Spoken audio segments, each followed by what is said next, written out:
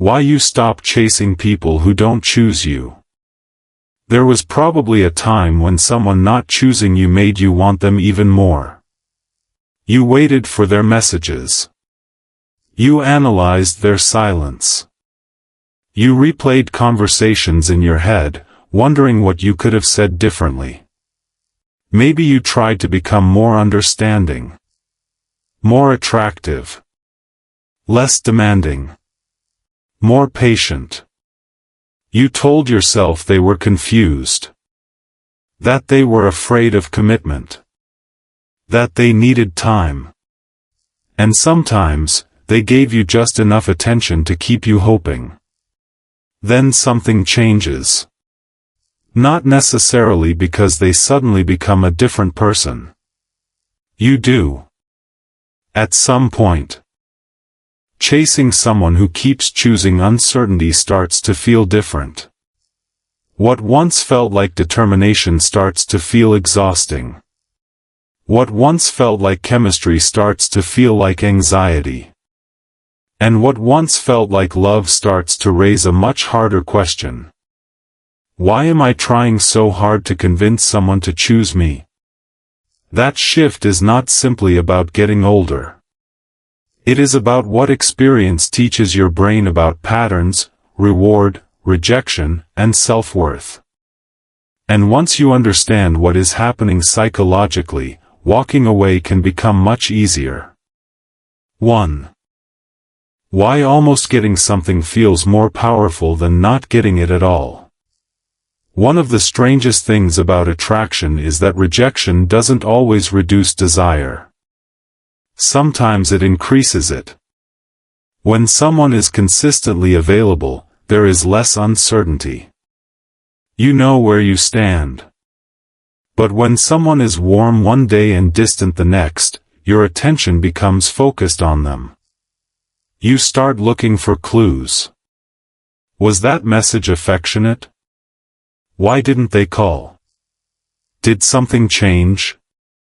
Are they losing interest? Should I give them space? Researchers who study decision-making have found that a near miss, almost winning, almost getting what you wanted, can feel more motivating than either a clear win or a clear loss. It's part of why slot machines are designed the way they are. 2 matching symbols and one that just barely misses feels different from 3 symbols that don't match at all. Your brain treats almost as a reason to try again. The same wiring shows up in relationships.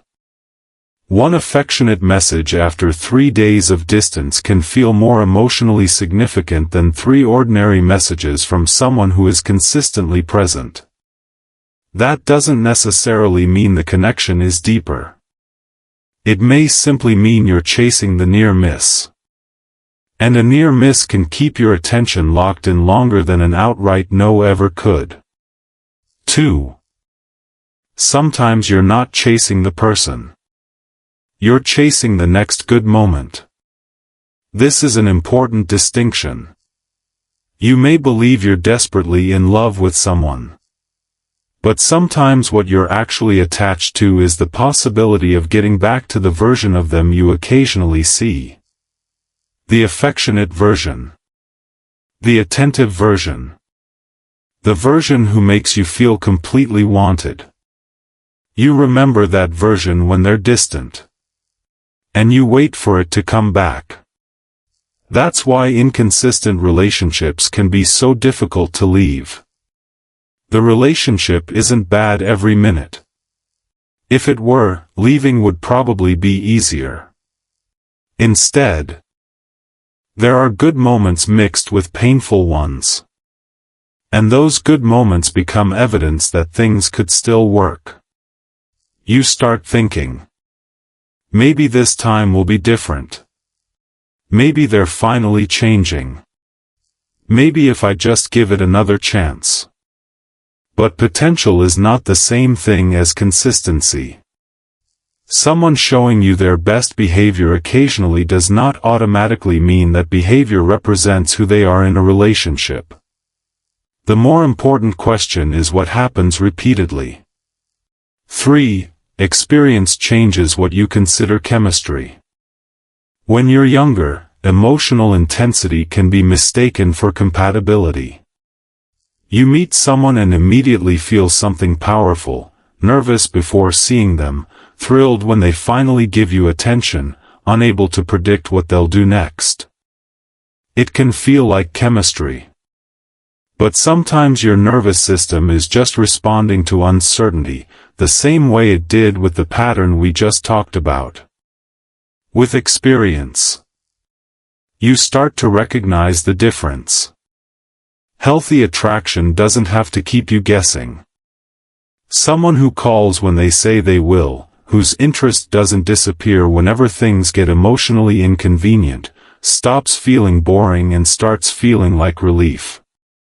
At first, that kind of relationship may even feel less exciting. But sometimes what feels less exciting is simply less stressful. 4. You stop treating someone's potential as a promise. One of the hardest things to give up is not always the person. Sometimes it is the future you imagined with them.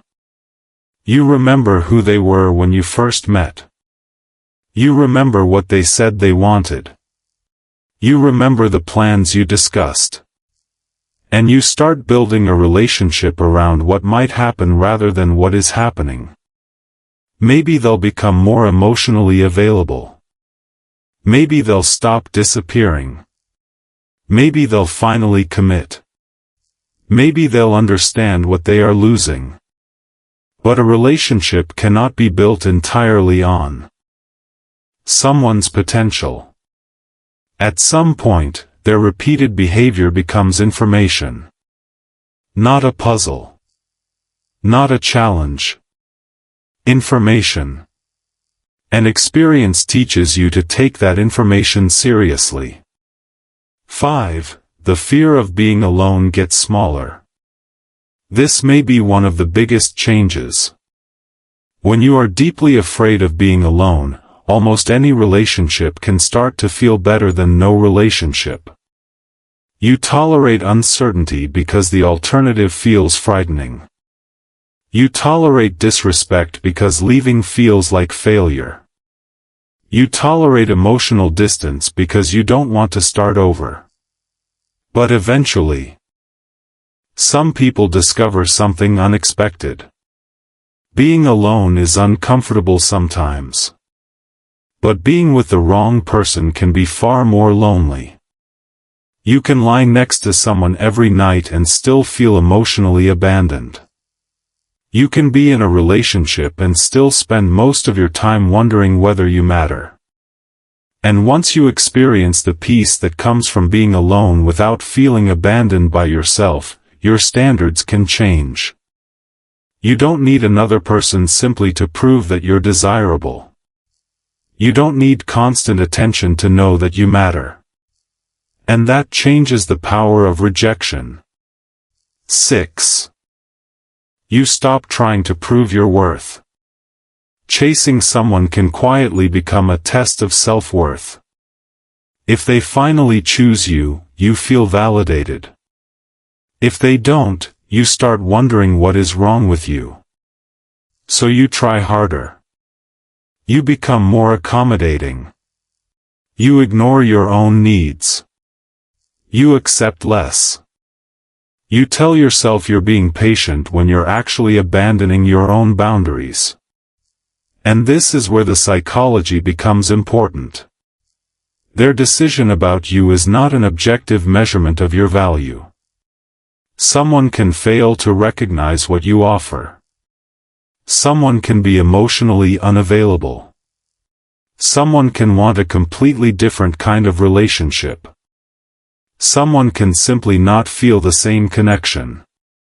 None of those things automatically mean you are not enough. Rejection can be painful without being a verdict. And maturity often means learning to separate those two things. 7. Walking away is not always giving up. There is a strange cultural idea that if you really love someone, you should keep trying. Keep fighting. Keep proving yourself. Keep believing. But there is a difference between commitment and pursuit. Commitment involves two people choosing the relationship. Pursuit can become one person trying to create a relationship the other person isn't choosing. And once you see that difference, walking away looks different. You're not necessarily giving up on love. You're giving up on trying to manufacture reciprocity. You're accepting that you cannot convince someone into genuine desire. You cannot negotiate someone into emotional availability. And you cannot love someone hard enough to make them become ready. Sometimes the healthiest thing you can do is believe someone's behavior the first time it becomes clear enough.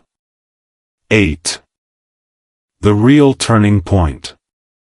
The biggest change may not be that you stop wanting them. You may still miss them. You may still think about them. You may still wonder what could have happened. Healing doesn't require you to become indifferent. It requires you to stop confusing missing someone with needing to return to them. You can love someone and still know they are wrong for you. You can understand someone's wounds and still refuse to live inside the consequences of those wounds. You can remember the good moments without using them to excuse the repeated bad ones. And you can care about someone without continuing to chase them. That is a very different kind of strength. Because eventually, you stop asking, how do I make them choose me? And you start asking, why would I want a relationship where I have to convince someone to? That is the moment the chase begins to lose its power. Maybe the greatest sign that you've changed isn't that you no longer want anyone. It's that you no longer want to be wanted at any cost. You want consistency. You want clarity. You want mutual effort. You want someone who doesn't require you to constantly prove why you deserve a place in their life. And you finally understand something that experience has been trying to teach you for years. The person who doesn't choose you is giving you information. You don't have to turn that information into a personal rejection. You don't have to turn it into a challenge. And you don't have to spend years trying to change their answer. Sometimes self-respect is simply accepting the answer. And walking away. Because once you've learned to recognize the red flags, the next step is learning not to chase them. And that may be the biggest difference between the person you were then and the person you've become now.